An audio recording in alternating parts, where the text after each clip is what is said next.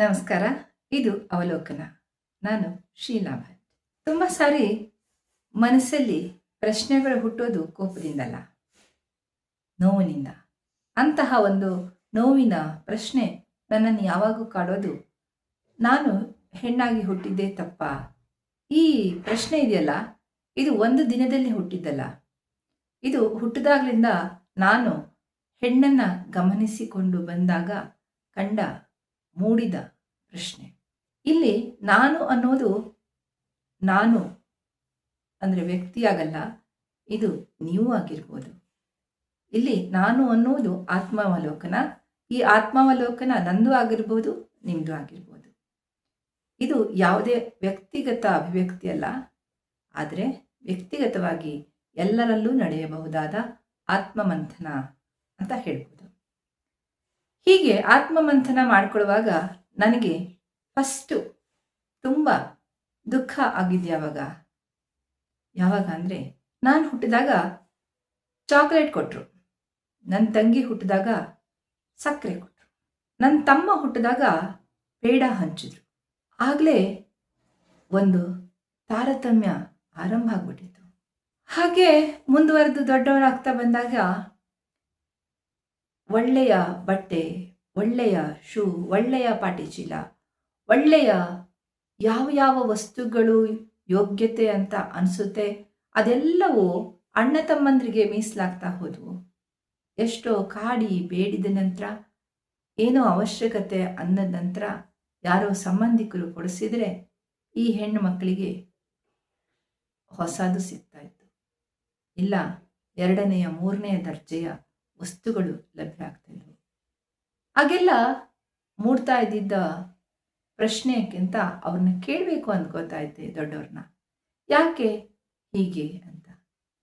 ಹಾಗೆ ಕೇಳೋದ್ರೊಳಗಡೆನೆ ಅವರು ಬೇರೆಯವ್ರ ಹತ್ರ ಹೇಳೋದು ಕೇಳಿಸ್ತಿತ್ತಲ್ಲ.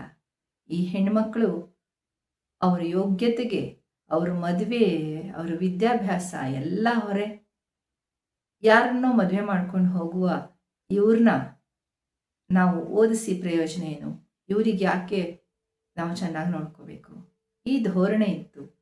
ಹೆಣ್ಣುಮಕ್ಕಳು ಹೊರೆ ಅನ್ನುವ ಮಾತು ಕೇಳಿ ಬರ್ತಾ ಇತ್ತು.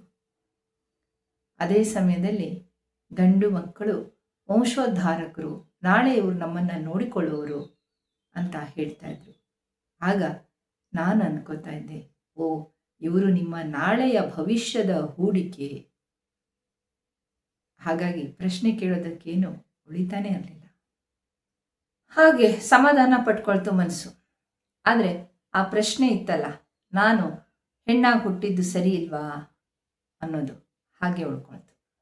ಹಾಗೆ ದೊಡ್ಡವಳಾಗ್ತಾ ಆಗ್ತಾ ಹೆಣ್ಣು ಮಕ್ಕಳು ಪ್ರೈಸ್ ತಂದರು. ಅದು ಪ್ರಶಂಸೆಗೆ ಪಾತ್ರ ಆಯಿತು. ಅವರು ಮುಂದೆ ನಮ್ಮನ್ನು ನೋಡ್ಕೋಬೋದು, ಹಾಗಾಗಿ ಚೆನ್ನಾಗಿ ಓದಿಸ್ಬೇಕು ಅನ್ನೋದು ಬಂತು. ಆದರೆ ತಾರತಮ್ಯ ಮುಂದುವರಿತಾನೆ ಹೋಯಿತು.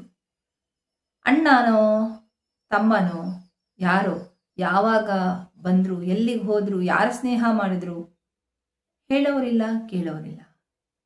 ಮಾಡಿದ್ದೆಲ್ಲ ಸರಿ, ಯಾವ ಕೆಲಸಕ್ಕೂ ಮಾಡಲೇಬೇಕು ಅನ್ನುವ ಇರಾದೆ ಇಲ್ಲ. ಆದರೆ ನಾವು ಹೆಣ್ಮಕ್ಳು ಕೆಲಸ ಮಾಡಿದ್ದಷ್ಟು ಕಡಿಮೆ, ಕಲಿತಷ್ಟು ಕಡಿಮೆ, ವಿಧೇಯತೆಯನ್ನು ತೋರಿದಷ್ಟು ಕಡಿಮೆ, ಬಾಯಿ ಮುಚ್ಕೊಂಡಿದ್ದಷ್ಟು ಕಡಿಮೆ. ಹೀಗೆ ಒಂದಲ್ಲ ಎರಡಲ್ಲ, ನಮ್ಮ ಸುತ್ತಲೂ ಬೇಲಿಗಳು, ಕಣ್ಣುಗಳು, ತಿದ್ದುವ ಕೈಗಳು, ತೀಡುವ ಮಾತುಗಳು ಒಂದೆರಡಲ್ಲ. ಹಾಗೆ ತಮ್ಮ ಅಥವಾ ಅಣ್ಣ ಆನ್ಲೈನಲ್ಲಿ ಶಾಪಿಂಗ್ ಮಾಡ್ತಾ ಇದ್ರೆ ಅಪ್ಪನೋ ಅಮ್ಮನೋ ಕೇಳೋದಿಲ್ಲ. ಓ, ಅವನು ಹೊರಗಡೆ ಓಡಾಡ್ತಾನೆ, ಒಳ್ಳೆ ಬಟ್ಟೆ ಬರೆ ಹಾಕ್ಕೊಬೇಕು, ಬಿಡು ಅವನು ಖುಷಿಯಾಗಿರ್ತಾನೆ ಅನ್ನುವ ಮಾತುಗಳು ಕೇಳಿಬರ್ತವೆ. ಆದರೆ ನಾನು ತೆಗೆದುಕೊಂಡ್ರೆ, ಯಾಕೆ ಹಣವನ್ನು ಪೋಲ್ ಮಾಡ್ತೀಯಾ, ಸುಮ್ಮನೆ ಯಾಕೆ ಖರ್ಚು ಮಾಡ್ತೀಯಾ ಅಂತ ಹೇಳ್ತಾರೆ.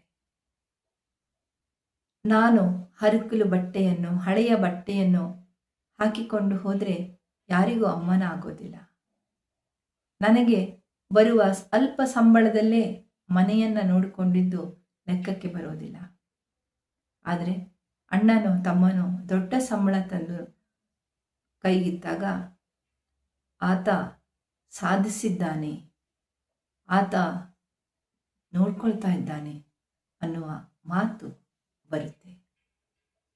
ನಾನು ದುಡ್ದಿದ್ದನ್ನು ತವರು ಮನೆಯವರು ಅಥವಾ ಗಂಡನ ಮನೆಯವರು ಹೇಗಾದರೂ ಸರಿ ತೆಗೆದುಕೊಂಡಾಗ ಮೂಡೋದು ಒಂದೇ ಪ್ರಶ್ನೆ, ಯಾಕೆ ಅಣ್ಣ ತಮ್ಮಂದರಿಗೆ ಗಂಡನಿಗೆ ಇರುವ ಬೆಂಬಲ, ಸ್ವಾತಂತ್ರ್ಯ, ಸಹಕಾರ ಇದ್ಯಾವುದು ನನಗೆ ಸಿಗೋದೇ ಇಲ್ಲ? ಹಾಗೆ ನನ್ನ ಇತಿಮಿತಿಯಲ್ಲಿ ಗಳಿಸಿದ್ದನ್ನು ನಾನು ಉಪಭೋಗಿಸುವುದಕ್ಕೆ ಯಾಕೆ ಅವಕಾಶ ಇಲ್ಲ? ಈ ಪ್ರಶ್ನೆ ಬಂದಾಗ ಮತ್ತೆ ಕೇಳುತ್ತೆ ಮನಸ್ಸು, ನಾನು ಹೆಣ್ಣಾಗಿ ಹುಟ್ಟಿದ್ದಪ್ಪ. ಈ ಹೆಣ್ಣು ದೇಹ ಇದೆಯಲ್ಲ, ಇದಕ್ಕೆ ಬಹಳ ಪ್ರಾಬ್ಲಮ್ ಕಣ್ರಿ. ಪ್ರತಿ ತಿಂಗಳ ಬಸಿದು ಹೋಗುವ ರಕ್ತಕ್ಕೋ ಅಥವಾ ದೇಹವೇ ವೀಕೋ, ಒಟ್ಟಿನಲ್ಲಿ ಆಗಾಗ ಈ ದೇಹಕ್ಕೆ ಸಣ್ಣ ಪುಟ್ಟ ಜ್ವರ, ಕಾಯಿಲೆಗಳು ಬರ್ತಾನೆ ಇರ್ತವೆ. ಹೀಗಾಗಿ ಔಷಧ ಖರ್ಚು ಸಾಮಾನ್ಯ ಆಗಿರುತ್ತೆ. ಆದರೆ ಈ ಖರ್ಚು ಇದೆಯಲ್ಲ, ಇದು ಮನೆಯವರಿಗೆ ಬಹಳ ಭಾರ. ಅದೇ ನನ್ನ ತಂದೆಯೋ, ಮಾವನೋ, ಗಂಡನೋ, ಅಣ್ಣನೋ, ತಮ್ಮನೋ, ಒಟ್ಟಿನಲ್ಲಿ ಯಾವುದೇ ಗಂಡು ಜೀವ ತನ್ನ ತಿರುಗಾಟದ ಪೆಟ್ರೋಲು, ಗುಟ್ಕಾ, ಬೀಡ, ಸಿಗರೇಟು, ಸಾರಾಯಿ, ಇಸ್ಪೀಟು, ಉಳಿದ ಶೋಕಿಗಳಿಗೆ ಬಳಸಿದರೆ ಆ ಹಣ ಏನೂ ಅಲ್ವೇ ಅಲ್ಲ. ಅದರಿಂದಾಗುವ ಖರ್ಚೇ ಅಲ್ಲ, ಅದರಿಂದಾಗುವ ಸಾಲ ಅಲ್ವೇ ಅಲ್ಲ. ಕೇವಲ ನನ್ನ ಔಷಧ ಖರ್ಚು ಮಾತ್ರ ದೊಡ್ಡ ಖರ್ಚಾಗಿ ಬಿಡುತ್ತೆ ಮನೆಗೆ. ಎಂತಹ ದುರಂತ ಅನಿಸುತ್ತಲ್ವಾ? ಹಾಗೆಲ್ಲ ಕೇಳೋದು ಒಂದೇ ಪ್ರಶ್ನೆ, ನಾನು ಹೆಣ್ಣಾಗಿ ಹುಟ್ಟಿದ್ದಪ್ಪ. ಇಷ್ಟೆಲ್ಲ ಮಾಡಿನೂ ಎಲ್ಲರೂ ಹೇಳೋದು ಒಂದೇ, ಹೊಂದ್ಕೊಂಡು ಹೋಗು. ನಾನೇ ಹೊಂದ್ಕೊಂಡು ಹೋಗಬೇಕು, ಏನೇ ಆದ್ರೂ ನಾನೇ ಹೊಂದ್ಕೊಂಡು ಹೋಗಬೇಕು. ಮನೆಯಲ್ಲಿ ಯಾರೇ ಬೈದ್ರೂ, ತಕರಾರು ಬೇರೆಯವರು ಆರಂಭ ಮಾಡಿದ್ರು ಅಂತ್ಯ ಆಗೋದು ನನ್ನಿಂದನೇ.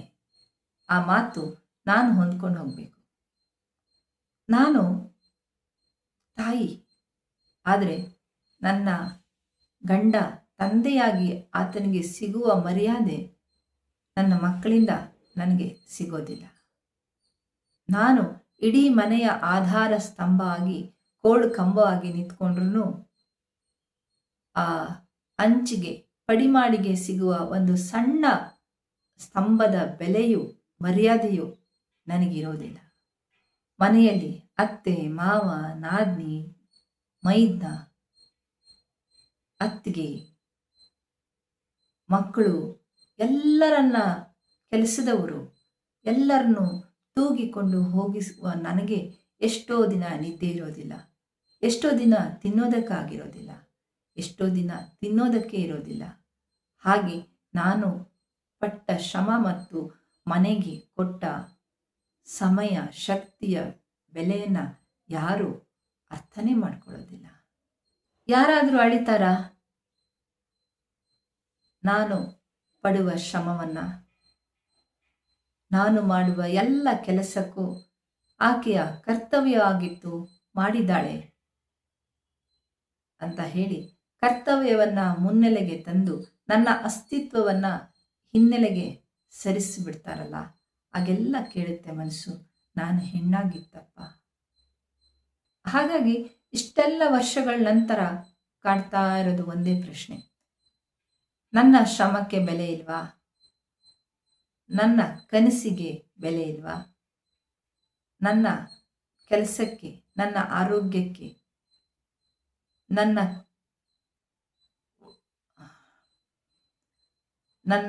ಕೊಡುಗೆಗೆ, ನನ್ನ ಮನಸ್ಸಿಗೆ, ನನ್ನ ಭಾವನೆಗಳಿಗೆ, ಯಾವುದಕ್ಕೂ ಯಾಕೆ ಬೆಲೆ ಇಲ್ಲ? ನನ್ನ ವಿಶ್ರಾಂತಿಗೂ ನಾನು ಯಾಕೆ ಸ್ಪಷ್ಟೀಕರಣವನ್ನು ಕೊಡಬೇಕು? ಈ ಎಲ್ಲ ಪ್ರಶ್ನೆಗಳು ಮನಸ್ಸಲ್ಲಿ ಮೂಡಿದಾಗ ಮತ್ತೆ ನೋವಿನಿಂದ ಹೇಳುತ್ತೆ ನನ್ನ ಮನಸ್ಸು, ಯಾಕೆ ನಾನು ಹೆಣ್ಣಾಗಿ ಹುಟ್ಟಿದಪ್ಪ, ಅದು ನನ್ನ ತಪ್ಪ. ಬಹುಶಃ ನಾನು ಹೆಣ್ಣಾಗಿ ಹುಟ್ಟಿದ್ದು ತಪ್ಪಲ್ಲ. ನನ್ನನ್ನು ನೋಡುವ ದೃಷ್ಟಿಯಲ್ಲಿ ವ್ಯತ್ಯಾಸ ಇದೆ. ನನ್ನನ್ನು ಕಾಣುವ ನೋಟದಲ್ಲಿ ವ್ಯತ್ಯಾಸ ಇದೆ. ಆ ಸಮಸ್ಯೆ ಈ ಸಮಾಜ ಸೃಷ್ಟಿಸಿರುವ ತರತಮದಲ್ಲಿದೆ. ನಾನು ಒಬ್ಬ ಮನುಷ್ಯಳು ಅಂತ ತಿಳಿದುಕೊಳ್ಳದ ಅಂಧಕಾರದಲ್ಲಿದೆ. ಆ ಅಂಧಕಾರದಲ್ಲಿ ಒಬ್ಬ ಮಗಳು, ಒಬ್ಬಳ ಸಹೋದರಿ, ಒಬ್ಬ ಹೆಂಡತಿ, ಒಬ್ಬ ತಾಯಿ, ಇವರೆಲ್ಲ ಕಾಣಿಸ್ತಾರೆ ಹೊರತಾಗಿ ಅಲ್ಲಿ ಒಬ್ಬ ಮನುಷ್ಯಳು ಕಾಣಿಸ್ತಾ ಇಲ್ಲ. ಹಾಗಾಗಿ ಈ ಹೆಣ್ಣಾಗಿ ಹುಟ್ಟಿದ್ದು ತಪ್ಪಾ ಅಂತ ನಾನು ಕೇಳುವುದಲ್ಲ ಪ್ರಶ್ನೆಯನ್ನ, ನಾನು ನಿನ್ನನ್ನು ನಡೆಸ್ಕೊಂಡಿದ್ದು ಸರಿ ಇದೆಯಾ ಅನ್ನುವ ಪ್ರಶ್ನೆ ಆಗಬೇಕು. ಆಗಲೇ ಈ ಸಮಾಜ ಸೃಷ್ಟಿಸಿದ ಅಂಧಕಾರ ಮರೆಯಾಗಿ ಹೆಣ್ಣು ಒಬ್ಬಳು ಮನುಷ್ಯಳು ಅಂತ ಅನ್ಕೋಬಹುದು ಜನರು. ಇದು ನನ್ನ ಅವಲೋಕನ, ಇದು ನನ್ನ ಅರಿವು. ನೀವು ಕೂಡ ಇಲ್ಲಿವರೆಗೆ ನಿಲ್ಲಿಸಿ ನೋಡಿ, ಅರ್ಥ ಮಾಡಿಕೊಂಡು ಹೌದು ಅಂತ ಅನಿಸಿದರೆ ಮುಂದಿನ ಸಂಚಿಕೆಯಲ್ಲಿ ಮತ್ತೆ ಜೊತೆಯಾಗಿರಿ. ಸಿಗ್ತೀನಿ. ನಮಸ್ಕಾರ.